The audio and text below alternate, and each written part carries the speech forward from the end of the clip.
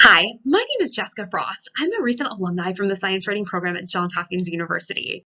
One of the topics I wanted to talk about today is green diets in a warmer world. Let's look at the science. The first study looked at the environmental and health impacts of 15 common food groups. And so researchers took these common food categories that we eat all the time, and we're looking at the overall health impact or the associated mortality risk, the risk for an early death, and then compared those foods and those outcomes against how expensive each of those food groups were for the earth to produce. And so on the right-hand side, you can see trends such as fruits and vegetables being healthy for humans and the planet.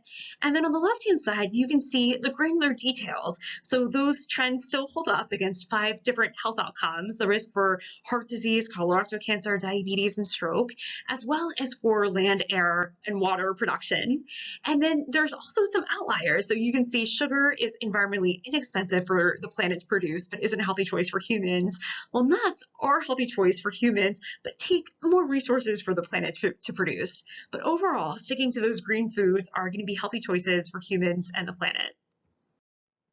The second study was looking at how to put those recommendations on a global scale. So after a 2-day summit at the National Academies of Sciences, global researchers concluded there isn't one perfect diet.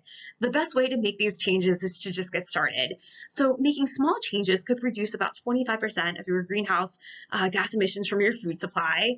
Opting for a Mediterranean diet or advice and dietary guidelines could reduce about 30% compared to a standard American diet.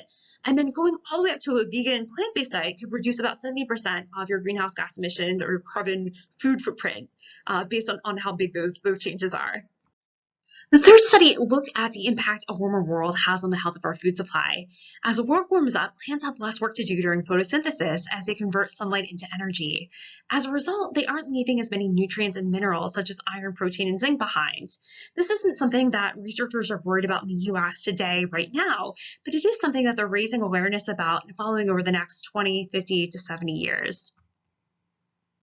One way to have a trifecta effect, eating for the health of humans, our planet, and the health of our global food supply, is to look at larger food transformations which complement each other. On the left are resources from the Harvard School of Public Health, and on the right are resources from that 2-day workshop at the National Academies of Sciences, which borrow from consumer marketing strategies. My challenge for you is to learn more about the science. I'm including resources to the 3 studies here, as well as the Eat Lancet Commission, and different translations. Menus of Change and the Cool Food Pledge both have great resources for communities and universities to put into practice. Thank you for listening, and happy Earth Day.